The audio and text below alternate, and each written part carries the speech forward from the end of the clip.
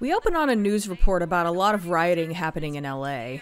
Police enforcement officials feel confident the violence is contained. Nah, nice timing. Cut to Matt and George being called into Grazer's office, but Matt is too busy stealing candy from the vending machine. Want to bet?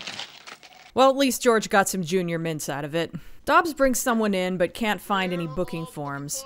I'm coming off of a triple shift. I'd be home right about now if this cowboy hadn't tried to mug somebody in front of the station. Should have thought of that before you busted him. Matt wants to go out and patrol, but Grazer wants him and George to hold down the fort while he goes into a meeting. I feel I can best serve the city by attending the chief's crisis control meeting. Okay, so find somebody else who wants to sit behind a desk. We're hitting the streets. There is no one else. What are you talking about? The place is crawling with pencil push. I'm going down there to confer with my colleagues on tactical procedures. You're not pulling out that thesis again. This thesis graduated me from college with honors. I love Grazer. He's played by character actor Ron Fassler, who has been in a million things, including Gremlins 2 and Child's Play 3. Unfortunately, Grazer is the sort of character where it's fairly easy to cut his dialogue for time. I don't kiss up to him. He can kiss up to me anytime he likes. I wasn't kissing up anyone. Anyway, George processes the guy so that Dobbs can get a break. Matt isn't crazy about that. Remember, we clean our own fish around here. You're my partner, George, not his. Partner. Yes, I am your partner, not your trained SEAL. If you two continue to hover around me, oozing that body odor, I may very well lose whatever self-control I have left and throw you both through an open window. Wow, it's very early in the episode for George to be losing his shit. It's gonna be a bad day for Matt. Meanwhile, speaking of character actors who are in a million things... Man, this gig better be worth it. I'm telling you, with this riot going on, there's gotta be millions in that locker.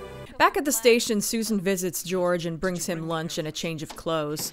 Is there any reason why it took you 2 hours to get here today? You're welcome, jeez. I'm sorry.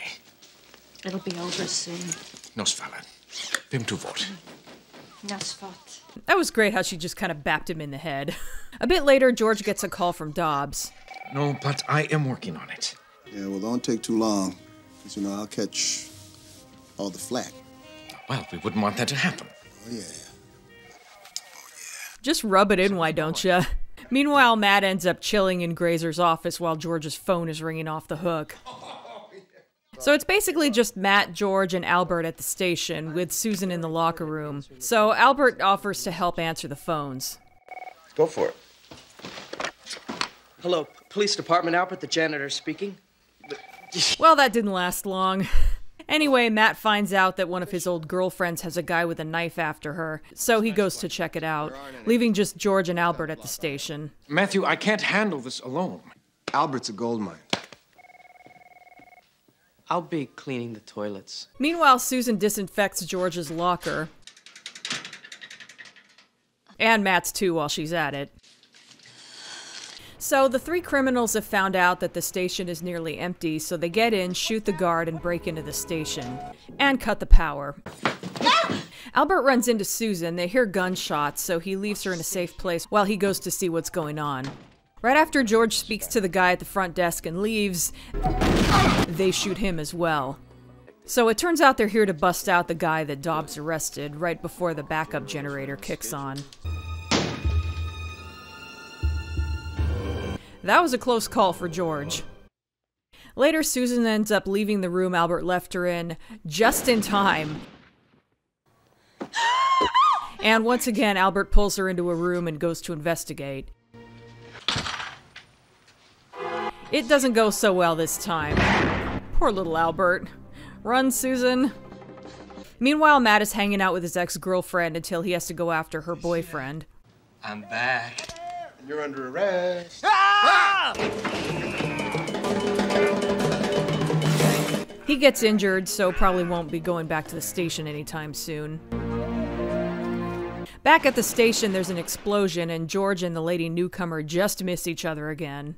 The others have broken into the evidence locker, where they find a ton of drugs and weapons. The lady newcomer discovers a gas tank. Remember the gas talked about in the pilot? When they were on the ship, they used a special gas in the atmosphere to keep the slaves submissive.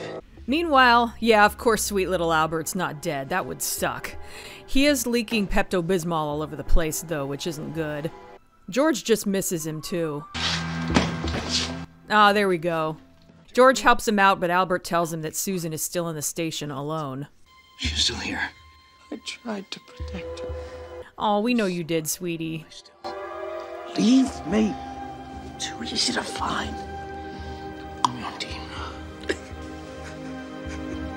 After George leaves Albert, one of the bad guys follows the trail of Pepto to... Uh-oh. Go, George. Meanwhile, Susan runs headlong into the lady newcomer. If anything has happened to my wife, I will see you burn in wherever you turds burn best. Oof, George is on a roll today. So he tells the other two guys to drop their weapons and get down on the ground. Why don't you do the same? Stay there! And now we've got a standoff. Let her go. She's a lot more valuable than he is. Well, that didn't end how George wanted it to.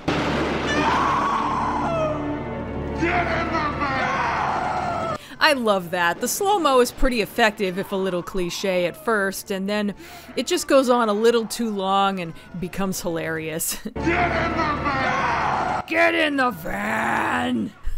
That kills me every time I watch this episode. But George is actually fine. He had a bulletproof vest on, as Albert points out. He also tells George which way they went. Did they have Susan? Yes. I'm sorry. Albert wants to go with him, but George tells him to stay behind. Stay here. Inform the watch what happened. All right, George. There's that white gold billboard again. Anyway, the van drives through the area where the riots are happening, and George follows in his car. You killed him! Shut up, you stupid turd. I don't know what it is about the way she says "turt" there, but it gets a chuckle out of me for some reason. You blew it, you stupid slag bitch! Just drive.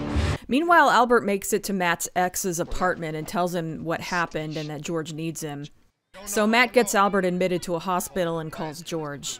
George, don't be a hero. I'll get us help.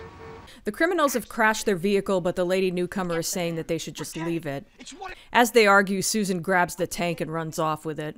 Newcomer lady is not happy about that. Keep bad Robson. She only cared about the gas. We can't leave it. Everything's in there. Everything I need is right here. The black guy just grabs an armful of drugs and takes off, leaving the white guy to try to fix the van since he's the only one who cared about it. Matt arrives and so does Dobbs. Let's give him hell. I'll get my gear. Meanwhile, Susan is trying to open the tank, but there's no valve. She confirms that it is indeed the gas they talked about in the pilot. Seems like we breathed it for a lifetime. Celia, there's nothing holy about it. They controlled us with this. It reduced us to robots. I was half expecting this lady to be revealed to be an overseer, but apparently not. With this, I can control an alien nation. Hey, title drop. Wasn't expecting that. It's an army that'll do what I say when I tell them. It's like being Kisan-sun. Yeah. She wasn't an overseer, but she wants to be one. Back to Matt and Dobbs, they arrest the white guy, which isn't surprising because he was a sitting duck out there. Susan! Meanwhile, George finds Susan, but... Are you all right? Something's off about her. No! It's me! Yeah, she's under control. Making her kill her own husband, that's so messed up. Don't shoot it, Susan! George, get the hell back here. We're not gonna have very many options. Matt and Dobbs catch up with George. She's pumped with that gas that the overseers use to control their cargo. Oh, yeah, kind of like why they chained my great-grandfather on a slave ship. That was a little on the nose, but Dobbs is surprisingly empathetic towards newcomers now. So when does this stuff wear off? From what we know, a small amount produces a chain reaction. It could be hours or days, depending on the concentration. So they've been occasionally cutting to Grazer in his cushy little meeting every once in a while. We're wasting time. Excuse me. I ordered the lobster salad. Someone have my lobster salad? Which I've cut for time, but it was kind of funny. You know, if this works in the streets, you'll make commander before you're 40. 40. But this time someone finally passes him a note about what's been going on in his absence. So he gives his report to the guy he's been talking to about it, and he's off. If they have any questions, you know who to have them call. Back to Matt, George, and Dobbs. They're trying to figure out the best way to get out of this without hurting Susan. So we got one option. We get to the voice that's controlling Susan before Susan gets to us. They split up and the black guy is back and trying to draw Matt out. I'm feeling fine, baby. Let's do it. He and Dobbs distract him while George shoots him. So that's 3 down, 1 to go. Now Grazer has joined the party and he tries to negotiate with the newcomer lady. Looks like he's exchanging himself for your wife. He doesn't understand. She will use Susan against him. Wow, that's surprisingly brave of Grazer. Check his car. Get in the squad car. Now, Susan. Is it empty? And ultimately stupid. No. There's a policeman. Get him out. Naturally, he had something up his sleeve. Drive. And I can guarantee you the bullet will have no trouble getting through the seat. And now she's got Susan and Grazer. George has to somehow stop the car without hurting Susan or Grazer, so he aims for the tank. Nice one. You all right, sir? Great. Real neat. Oops, Grazer breathed in the gas. Put your foot in your mouth.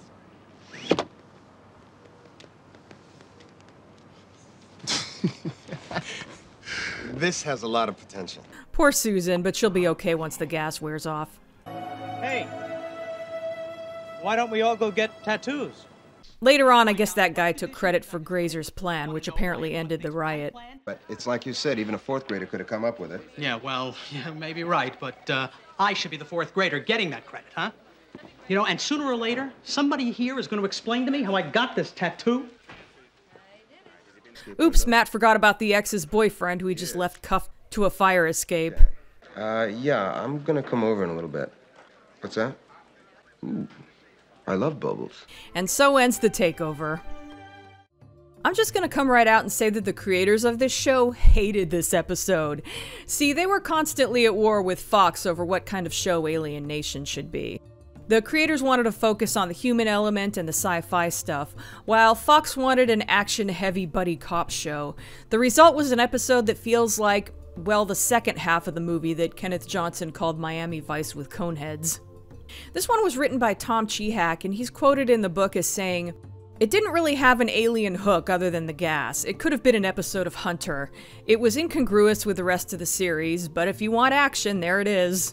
I do like that we get a bit more of Grazer and Dobbs, and that Albert gets to be somewhat heroic, but I'm not crazy about Susan being a victim exactly 1 episode after the one that showed what a badass she could be. So yeah, even I agree that this is a bad episode, though it's worth it for that inadvertently hilarious, "Get in the van!" I guess that's about all I have to say about this one. Next up is The First Cigar. See you then.